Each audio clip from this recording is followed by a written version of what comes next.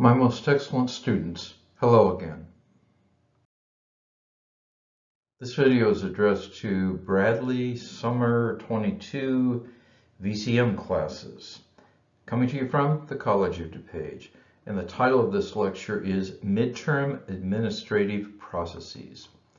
As always, be an attentive learner while watching this video. Separate videos will discuss technical content and the scope of the midterm exams. This video covers directly and exclusively administration protocols and constraints.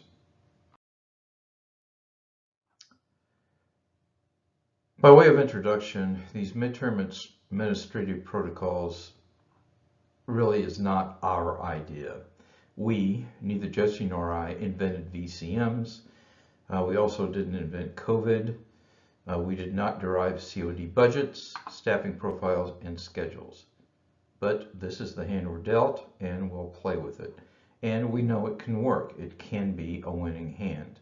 We, Jesse and I, know it works because we've done this previously and successfully before.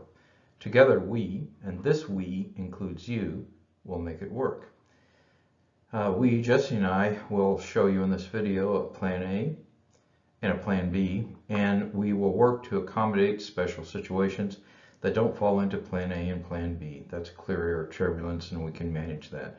We are skillful and creative, but any of these other plans, plan C's and so on and so forth, involve significant turbulence. So we're really focusing on plan A and, as required, plan B. So please make every effort possible to do plan A. It's safer than going to the grocery store, and it really helps benefit everyone. It's easier for you, and it's easier for us. Now here are some details that apply to everybody, plan A or plan B. The exams will be on Blackboard, and they'll be password protected, and that's how you will access them. The proctors will handle the password process. The high stakes assessments will be timed with auto submit. The clock starts when you submit the password. Answers must be put into Blackboard, or you earn 0 credit on the problem. You may submit a PDF of work uploaded to Blackboard within 5 minutes of your test conclusion or test submission. Partial credit is only possible for problems where the answers are entered into Blackboard. And you see what students have done in the past, and I know none of you would do this, but they say, oh, answer on PDF, answer on PDF, answer on PDF, answer on PDF for all the problems. And then they have some friend, or they send it to Chegg or something, and they pay to get answers that they submit, that they upload. So you see, answers must be put into Blackboard, or 0 credit is rendered on the exam. So that is really important for you. This process that I'm talking about here is aligned with math department and COD academic integrity policies.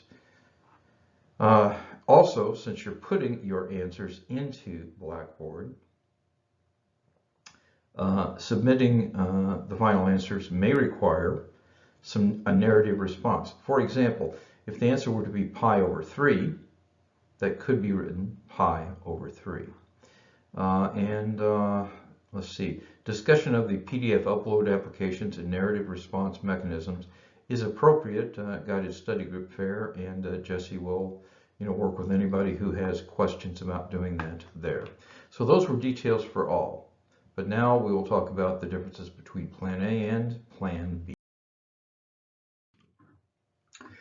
Oh, again, one other detail for all. The midterm testing window is July 11th, 12th, 13th, and 14th. So that's the target window.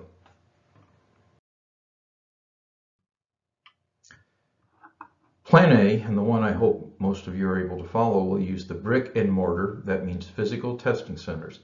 These exist in Glen Ellen, Addison, Carroll Stream, Naperville, and Westmont. These are flexible. You just show up. You don't have to do anything but just show up during the testing interval and during their business hours. Now, do check their hours because they're not open 24/7. And before going also, make sure you bring your picture ID because that's part of their protocol. These are safe and convenient, and as I say, safer than going to the grocery stores. They practice masking and social distancing and everything else here, and the place is very clean. It is immaculate. And so I'm assuming, I'm hoping most students will test here because there are advantages to you in terms of the flexibility. Now, for those students that, yes, but I can't, well, we have a plan B. And these are for students who are too far away to go to a brick and mortar test center, or who are in some way, shape, or form COVID compromised. There is a virtual testing center. And this testing center, though, is appointment based, and you have to have certain technology in order to use it, and you have to go through registration protocol, and you're competing for slots there. You're not competing for slots anywhere else. So let's talk now. The rest of this is mostly about the virtual testing center because the brick and mortar stuff is much easier.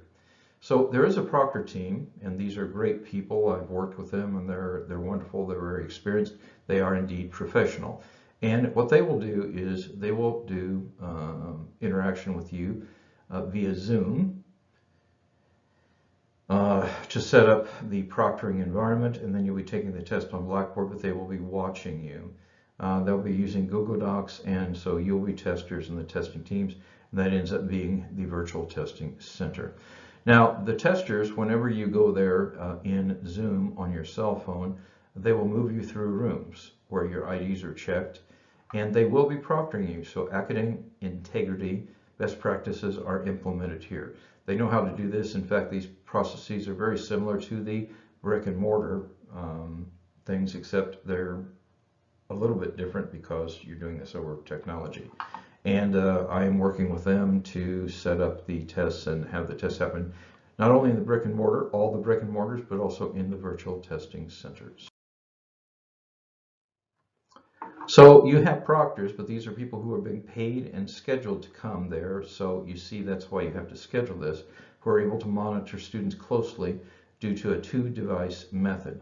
So what you will do is they will be watching over perhaps Zoom on your cell phone, and they will also be looking at, oh, what's your workspace? What are you really doing? Are you alone? You shouldn't have friends there during the test. And here's an example of a student who has a very nice thing.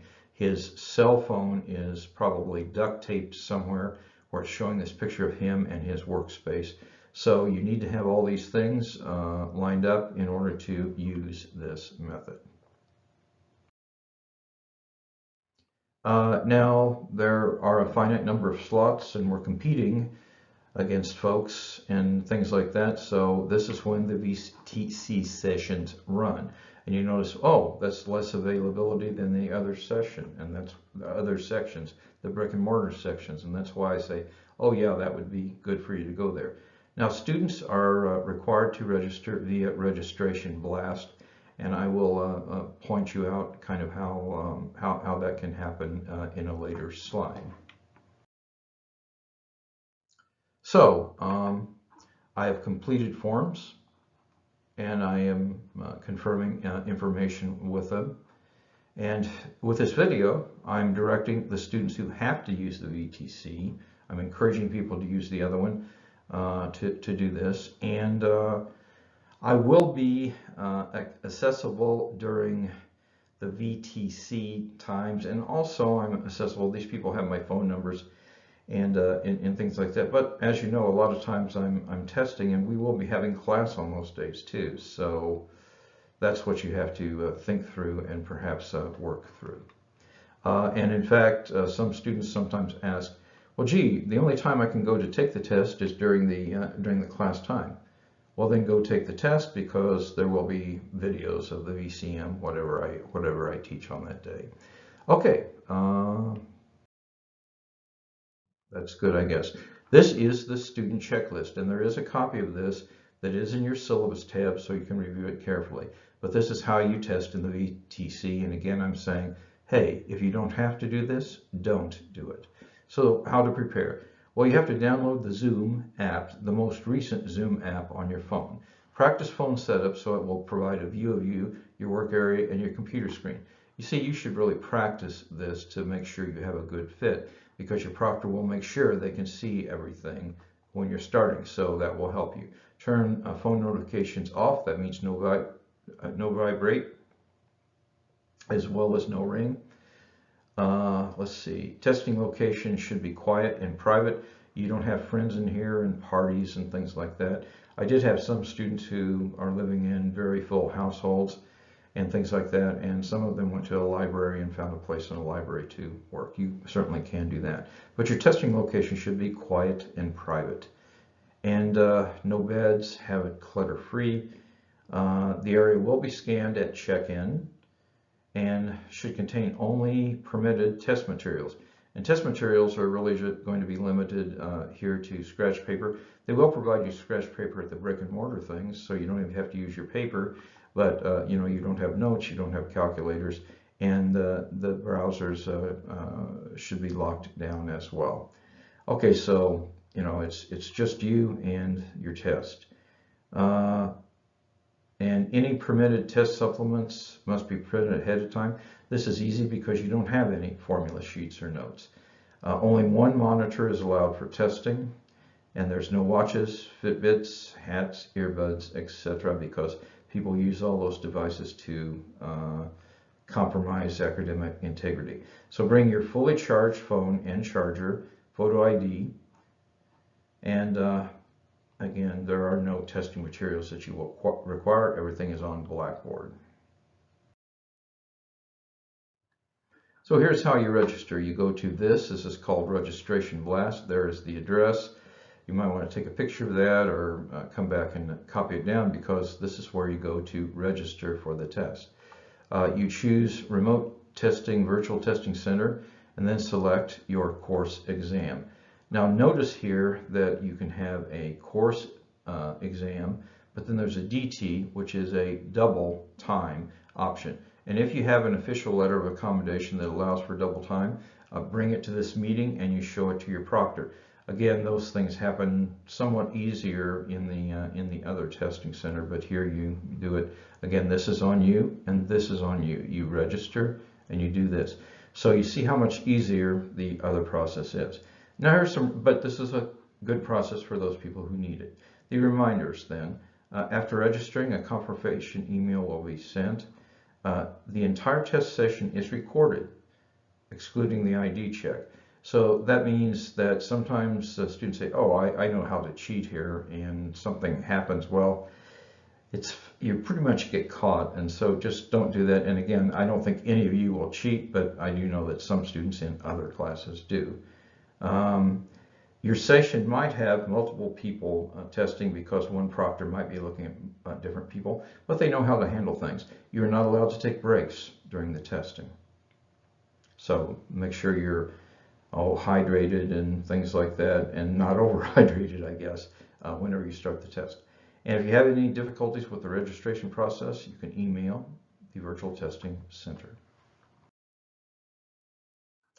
In closing, now more than ever, time is precious. Each day must count. Do the math, it will make you strong.